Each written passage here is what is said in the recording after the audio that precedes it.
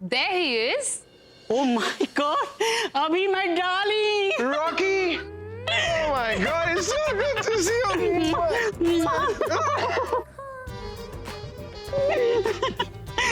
मुझे भी तुमसे मिलकर बहुत अच्छा लगा, स्पेशली रॉक स्टार बनने के बाद। And now you're a star. I'm a rock star, buddy. पर आज मैं जो भी हूँ उसके पीछे बहुत बड़ा हाथ तेरा है, रॉकी। थैंक यू कि तूने मुझे गाइड किया। वैसे तू यहाँ पर it's such a nice surprise. लेकिन अगर तू मुझे पहले बताया होता तो I would have organised nice party. अभी एक्चुअली रॉकी को मैंने यहाँ पे बुलाया है। अच्छा, तो तुमने मुझे बताया क्यों नहीं? सोचा कि तुम्हें सरप्राइज दूंगी, और फिर ये भी सोचा कि रॉकी तुम्हारी लाइफ का इतना इम्पोर्टेंट इंसान है, इसके सजेशंस ओपिनियंस तुम्हारे लिए इतने मैटर करते हैं, तो तुम्हारी लाइफ का सबसे बड़ा डिसीजंस मैंने सोचा कि हमारी शादी के लिए, हमारे घर को डेकोरेट करने के लिए इसकी राय ली जाए। दैट्स ब्रिलियंट तनु, तुमने तो बहुत सही काम किया। I am sure Rocky will do a fantastic job, है ना? एक्चुअली जब मैं इस घर में आया ना, तो मैं मेंटली पूरा तैयार हो गया तुम्हारी शादी को लेकर कि कहाँ पर क्या डेकोरेट करना है, कहाँ पर क्या स्टैचू डालना है। रियली मतलब आने से पहले ही काम शुरू? Yes, I will explain you. Come.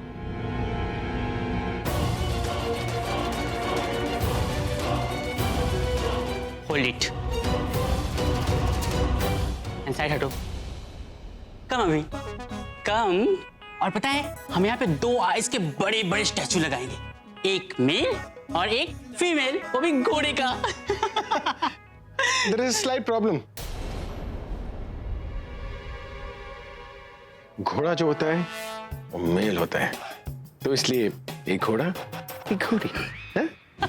Naughty. Hey you, इसे पकड़ो, ऐसे से पेन और डायरी निकाल के दो जल्दी। कम अभी।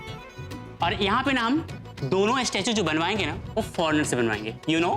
हाँ, पर दोनों फीमेल स्टैचूज बनाएंगे, इससे क्या होगा, ग्लैमर बढ़ेगी। चलो अब तुम्हें मेन एरिया दिखाते हैं, चलो। ओह माय गॉड,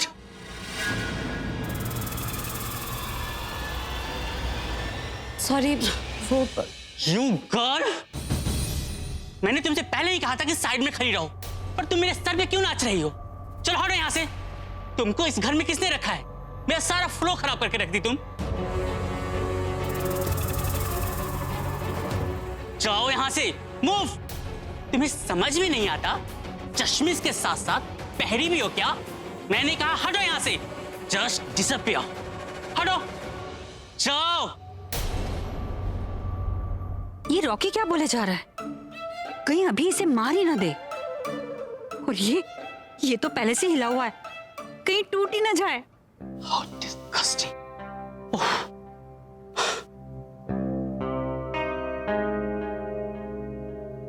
रॉकी, ये मेरी सेक्रेटरी है। तो क्या सेक्रेटरी हो या कोई और, सब सेम ही होता है। अभी मैं अपने असिस्टेंट के साथ ऐसे ही बात करता हूँ। नहीं रॉकी, ये सिर्फ मेरी सेक्रेटरी नहीं है, मेरी बेस्ट फ्रेंड भी है। इनफैक्ट पूरब से इसकी शादी होने वाली है।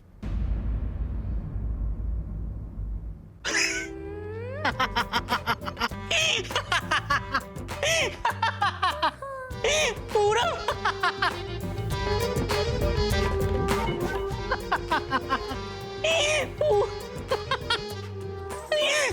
पूरा, आर यू ओके? बेबी जरा सामने आना।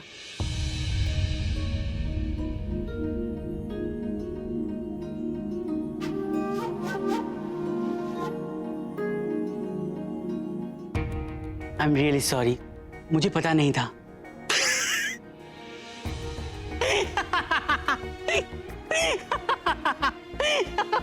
I am sorry, really sorry. पूरब देखो, देखो इसे, ये बिल्कुल मिडिल क्लास जैसी लग रही है। इसका कोई ना क्लास है, ना कोई स्टेटस है, ना कोई ग्रेस है। इसका ड्रेस सेंस देखो, लगता है फैशन स्ट्रीट से 300 रुपए वाली खरीद के पहन ली है। अरे और उस पर से बहन जी वाला चश्मा। पूरा ये क्या हो गया है तुम्हें? अभी ये तुम्हारी सेक्रेटरी भी तो कोई मॉडल से कम नहीं होनी चाहिए। और तुम इसे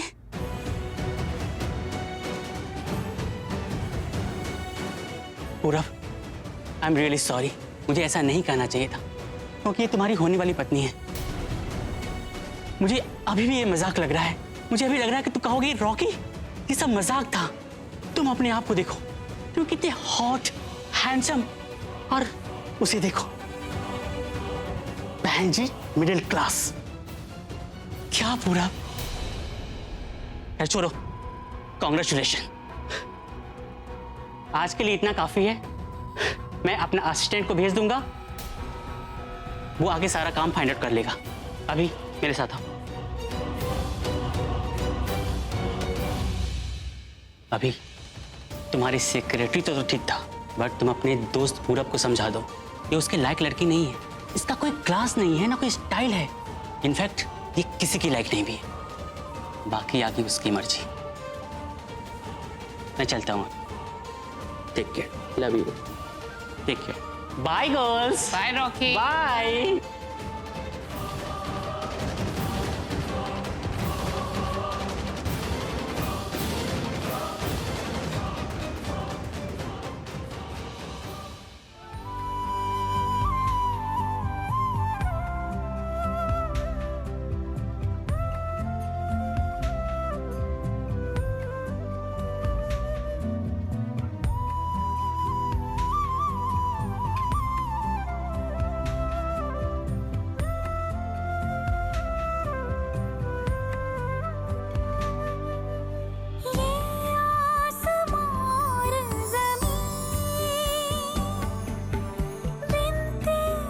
कुछ भी नहीं, सांसों से मोहलत जरा मांग लेना, यूं उठ के जाते नहीं, या फिर तुम मुझे ले चल संग अपने जिधर तो चला, तुम बिन जिया जाए कैसे, कैसे जिया जाए तुम बिन।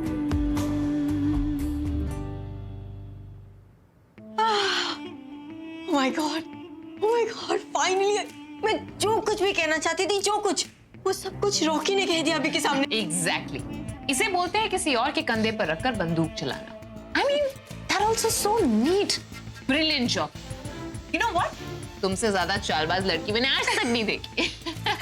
यू नो मारिया, ये सब कुछ मैंने तुमसे सीखा है। मैं अगर चालबाज हूँ तो तुम चालबाज, जालसाज सब कुछ हो। Okay whatever. You know, but seriously आज हमने वो अचीव किया जो हमने इतने टाइम में कभी अचीव नहीं किया था। रॉकी ने प्रज्ञा के बारे में कितनी बातें कही और अभी चुपचाप सुनता रहा। और अगर इसी जगह तुम या मैं कहती तो हमें कितनी बातें सुनाता, इतनी बातें क्या, हमें शायद थप्पड़ ही मार देता। बट रॉकी जब उसे कह रहा था प्रज्ञा के बारे में, तो चुपचाप सुन रहा था। उसकी रिस्पेक्ट जो करता है, उसका हर ओपिनियन, हर बात, हर फैसला, सब कुछ मानता है। कुछ भी हो लेकिन मानना तो पड़ेगा। अब देखना, रॉकी की कही एक एक बात अभी के दिमाग से निकलेगी नहीं, एंड इवेंचुअली उसे रियलाइज होगा कि प्रज्ञा उसके लायक नहीं है। ये तो है। यू नो व्हाट, इस रॉकी को इस वक्त पर हमारी लाइफ में लाना ना सबसे बढ़िया गेम प्लान था। आई मीन इतना बढ़िया कि ये पता हमें हमारी गेम जितवा सकता है धनु। और जो कुछ भी उसने कहा बिल्कुल सही तो कहा। इसे जानती तो उसे मैं भी थी, लेकिन तुमने उसे यहाँ पर सही टाइम पर लाकर ये प्रूव कर दिया कि दिमाग तो तुम में भी है। I am very impressed, I must say. और जो कुछ उसने कहा वो सुन के अच्छा भी लगा। गलत तो नहीं कहा उसने। अब बहन जी को कोई बहन जी नहीं बुलाएगा तो और क्या बुलाएगा। और वैसे भी एक बहन जी का मेरे इतने बड़े भाई रॉकस्टार के साथ क्या mail.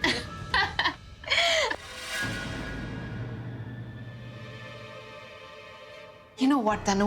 I am so happy. I'm so happy. तुमने बिल्कुल सही काम किया आज। Brilliant job. थैंक यू अले। यू नो, मैं वैसे प्रज्ञा के नामकरण से भी खुश हूँ।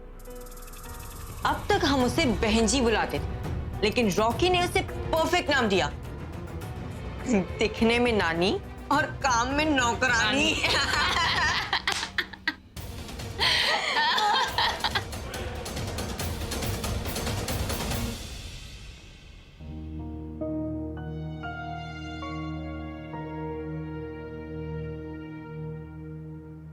क्या हुआ, इतना अपसेट क्यों घूम रहा है? मुझे पता है तुझे भी इस रॉकी की बातें अच्छी नहीं लगी ना। तू क्या चाहता कि मैं तेरी हाँ में हाँ मिलाऊं? मतलब? अरे मतलब कि वो रॉकी ने जो कहा वो गलत है, अब मैं तुझे प्रज्ञा की तरह समझाने बैठूं, तुझे कंसोल करूं, यही चाहता ना तू? मैं इसका एकदम उल्टा सोचा। इनफैक्ट मैं तो लकी फील कर रहा हूं कि उस दिन प्रज्ञा का हाथ कट गया और मेरी उससे एंगेजमेंट नहीं हुई। अरे अगर हो जाती तो मेरा क्या होता? पूरब तू कहना क्या चाह रहा है? देख मेरे भाई, किस्मत और लाइफ का एक बहुत ही ना यूनिक कनेक्शन होता है। अगर आपकी किस्मत अच्छी है तो आपकी लाइफ सेट है, और अगर आपकी किस्मत खराब है तो आपकी लाइफ बर्बाद है। और मेरी अच्छी किस्मत की वजह से मेरी लाइफ बर्बाद होने से बच गई। देख पूरब, मेरी समझ में नहीं आ रहा है कि तू बोलना क्या चाहता है। और मुझे ये समझ में नहीं आ रहा है कि तुझे इतनी सिंपल सी बात समझ क्यों नहीं आ रही। किसी ने बिल्कुल सही कहा है, जो होता है अच्छे के लिए होता है। ए, तू साफ साफ बोल ना, तू बोलना क्या चाहता? अरे मैं अपनी और प्रज्ञा के एंगेजमेंट की बात कर रहा हूं यार, जो नहीं हुई। और बहुत ही अच्छा हुआ कि नहीं हुई। जब ये रॉकी प्रज्ञा के बारे में उल्टा सीधा बोल रहा था, मुझे तभी रियलाइज हुआ कि प्रज्ञा को लेकर मेरे दिल में जो डाउट्स थे, जो बुरी बातें थी, वो सब क्लियर हो गई। उस दिन जब तूने प्रज्ञा के साथ मेरी एंगेजमेंट फिक्स की थी, मुझे तभी लग रहा था कि कुछ तो है जो गलत हो रहा है, लेकिन क्या गलत हो रहा है वो समझ नहीं आ रहा था। फिर चाचा चाची के ना आने की वजह से तूने एंगेजमेंट पोस्टपोन कर दी, तो मुझे कोई फर्क ही नहीं पड़ा।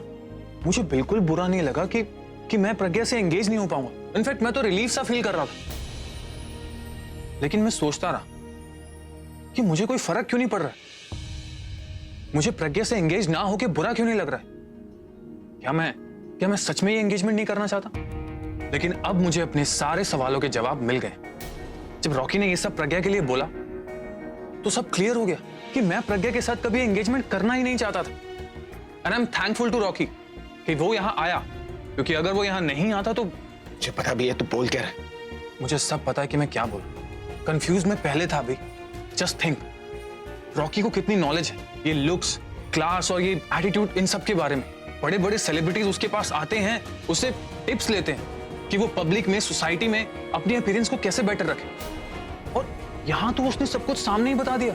उसने प्रज्ञा को देखते ही बोल दिया कि वो कितनी अनकूल है, अनफैशनेबल है, नॉन क्लासी है। अब यार, अब तू ही बता, शादी के बाद जब मैं उसका हाथ पकड़ के उसे पार्टी में लेके जाऊंगा तो मेरी इमेज तो फीकी पड़ जाएगी ना यार। या तो लोग मुझ पे हंसेंगे या फिर उन्हें मुझ पे दया आएगी कि मैं किस लड़की के चक्कर में फंस गया। देख, ये बात तो तू मानेगा कि प्रज्ञा मेरे टाइप की बिल्कुल नहीं। हो सकता है कि उसमें कोई कमी ना हो, लेकिन यार उसमें वो बात नहीं है, वो वो एक्स फैक्टर नहीं है। और आज मुझे रियलाइज हो रहा है कि मुझे कभी उससे प्यार ही नहीं था। सब एक इन्फैचुएशन था, एक अट्रैक्शन थी। यार प्रज्ञा दोस्त बनाने के लिए ठीक है, अफेयर करने के लिए ठीक है, लेकिन वाइफ के लिए बिल्कुल नहीं। मुझे अपनी वाइफ में क्वालिटीज चाहिए, वो मेरे टाइप की हो कि जब मैं उसके साथ चलूं तो लोग बोले कि वाओ व्हाट अ कपल। और प्रज्ञा में वो क्वालिटीज नहीं है। इनफैक्ट वो रॉकी भी बिल्कुल सही कह रहा था कि वो मेरे लायक है। तेरा दिमाग खराब हो गया है पूरब। क्या बातें डाल ली है तूने अपने दिमाग में? रॉकी की बात सुनकर तू इतनी अच्छी लड़की को रिजेक्ट कर रहा है? यार मैं उसे रिजेक्ट नहीं कर रहा हूं, जो गलती की है उसे सुधार रहा हूं। और अगर गलती टाइम से सुधार लो ना तो अच्छा रहता है, नहीं तो जिंदगी भर उस गलती की सजा भुगतनी पड़ती है। और सजा भुगत भी ले, लेकिन ये नहीं यार, मैं ऐसी लड़की के साथ कैसे शादी कर लूं जो मेरे टाइप की नहीं है, जिससे शादी करने के बाद दुनिया वाले हमेशा मेरा मजाक उड़ाएं। अब तू ही बता, जब हम गाड़ी लेने जाते हैं तो उसकी पावर के साथ साथ उसका स्टाइल भी तो देखते हैं ना। जब कपड़े लेने जाते हैं तो उसकी क्वालिटी के साथ उसका लुक्स भी तो देखते हैं। तो यार हम शादी जैसी चीजों में ये फंडे क्यों नहीं इस्तेमाल करते? शराब पूरब। लाइफ पार्टनर वो नहीं होते जिसे लेकर हम दुनिया में दिखावा करें या फिर दुनिया से कॉम्प्लीमेंट सुने कि वाह what a couple. Life partner वो होते हैं जिसके साथ हम अपनी जिंदगी हंसते खेलते गुजार सके। लाइफ पार्टनर कोई ट्रॉफी नहीं होती पूरब, एक तसल्ली होती है जिसमें एक एहसास होता है कि इंसान जिंदगी भर कभी अकेला नहीं रहेगा, कभी दुखी नहीं रहेगा। शादी हम दुनिया के लिए नहीं करते हैं पूरब, शादी हम अपने लिए करते हैं, अपनी खुशी के लिए करते हैं। ए पूरब, खूबसूरती जो होती है ना वो समय के साथ ढल जाती, लेकिन ईमानदारी, वफादारी और भरोसा जिंदगी भर इंसान के साथ रहते। और एक अच्छी बीवी में ये क्वालिटीज होना बहुत जरूरी है पूरब। तू ये मत सोचना कि कौन तेरे साथ अच्छी लगती, तू ये सोच कि किसके साथ रहना तुझे अच्छा लगता है यार। एक अच्छी बीवी वो होती है जिसके साथ इंसान को बात करना अच्छा लगे, अगर कोई काम पर जाए तो उसके लिए घर आना अच्छा लगे, जिसके साथ प्रॉब्लम्स ना लगे पूरा। एक अच्छी बीवी वो होती है जिसके साथ रहने पर किसी को दोस्त की जरूरत ना पड़े, जो बिना कहे तेरे दिल की बात समझ ले, जिसकी खुशी में तेरी खुशी हो और उसकी खुशी में तू खुश हो यार। और प्रज्ञा ऐसी लड़की है, उसमें ये सारी क्वालिटीज है, वो जिंदगी भर तुझे खुश रखेगी। देख पूरा, तुझे प्रज्ञा जैसी लड़की नहीं मिलेगी, इसलिए किसी की बातों में आकर अपने दिल को अनसुना मत कर। मैं जानता हूं उस रॉकी को बाकी बातों की बहुत नॉलेज है, बहुत समझ है, लेकिन ये मत भूल कि वो एक ऐसी सोसाइटी को बिलोंग करता है जहां पर लुक्स इज एवरीथिंग। तो जिसकी खूबसूरती कपड़ों से शुरू होकर कपड़ों पे खत्म होती है, वो किसी की खूबसूरती को कैसे समझ पाएगा? इसलिए मेरी बात मान, तू उसकी बातों को सीरियसली मत ले। तू समझ रहा है कि नहीं मैं जो बोल रहा हूं? देख भाई, तेरे लिए ये सब कहना बहुत ही आसान, क्योंकि तेरे पास वो है जिसके लिए दुनिया तरसती है। अरे तू तनु से शादी कर रहा है, सुपर मॉडल है वो, लोग मरते हैं उस पे।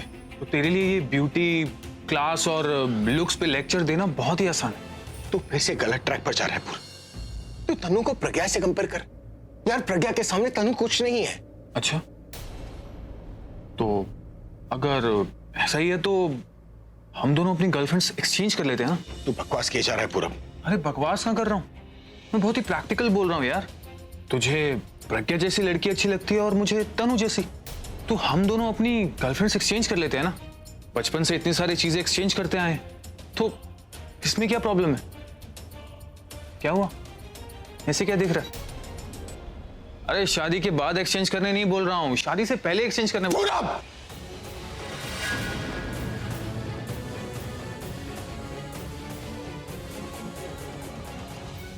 तेरा दिमाग खराब हो गया है पूरा। तुझे कुछ समझ में नहीं आ रहा है कि तू बोल क्या रहा है, बकवास किए जा रहा है तू। अब तेरे आगे कुछ भी बोलना ना बेकार होगा, इसलिए अब मुझे तुझे कोई बात ही नहीं करनी। लेकिन एक बात तो तू मानेगा कि प्रज्ञा तनु के सामने कुछ भी नहीं है, मानता है कि नहीं?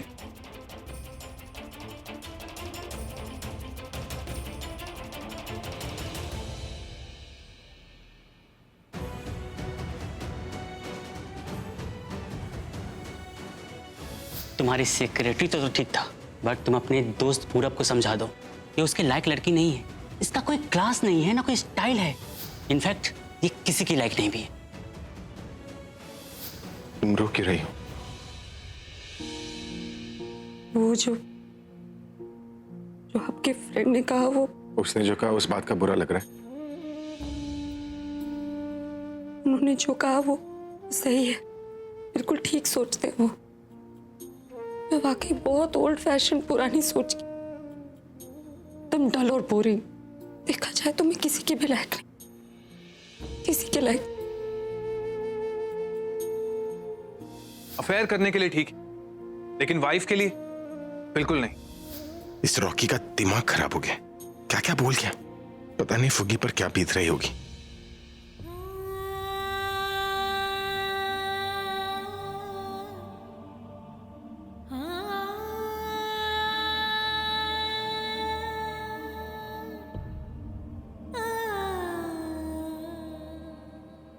दीप बंद करो ये रोना धोना।